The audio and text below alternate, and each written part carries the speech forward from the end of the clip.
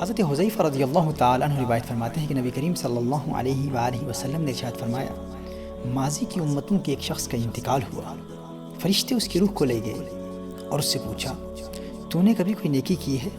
عملت من الخیر شیئا؟ قال لا، اس نے کہا نہیں۔ قالوا تذکر، فرشتوں نے کہا یاد کرنے کی کوشش کر۔ اس نے کہا ایک بات یاد آ رہی ہے، میں لوگوں کو قرض دیا کرتا تھا اور اپنے کارندوں کو میں نے حکم دے رکھا تھا کہ غریبوں کو مہلت دے دیا کرو اور مالداروں سے چشم پوشی کا معاملہ کیا کرو، یعنی اگر کچھ کم دیں یا کچھ ناقص مال بھی دے دیں تو قبول کر لیا کرو۔ قال اللہ تجاوزوا عنہ، اللہ جل وعلا نے ارشاد فرمایا تم بھی اس سے چشم پوشی کرو اور درگزر کا معاملہ کرو، اللہ نے اسے معاف فرما دیا۔ ناظرین کرام، یہ صحیح بخاری اور صحیح مسلم کی متفق علیہ حدیث ہے۔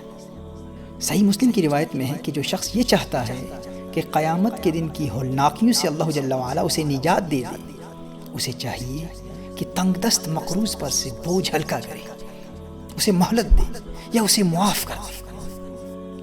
اور طبرانی کی روایت میں یہ اضافہ بھی ہے کہ جو یہ چاہتا ہے کہ قیامت کے روز اللہ جل وعلا اسے عرش کے نیچے سایہ دے، اس کو چاہیے کہ وہ غریب مقروض کو مہلت دے۔ حضرت بریدہ رضی اللہ تعالیٰ عنہ روایت فرماتے ہیں کہ نبی کریم صلی اللہ علیہ وآلہ وسلم نے ارشاد فرمایا کہ جو کسی غریب مقروض کو مہلت دے فَلَهُ كُلَّ يَوْمٍ مِثْلَهُ صَدَقَةٌ، اس کو ہر دن اس قرض کی مقدار کے برابر صدقہ کا ثواب اللہ تعالیٰ فرماتا ہے۔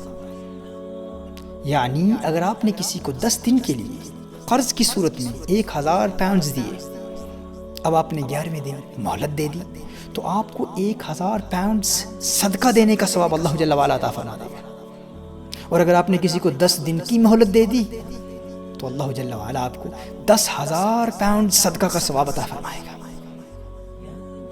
محترم ناظرین، اگر کوئی آپ کا مقروض ہے، ہو سکے تو اسے معاف کر دیجیے، ورنہ مہربانی کیجیے، نرمی کیجیے، مہلت دیجیے۔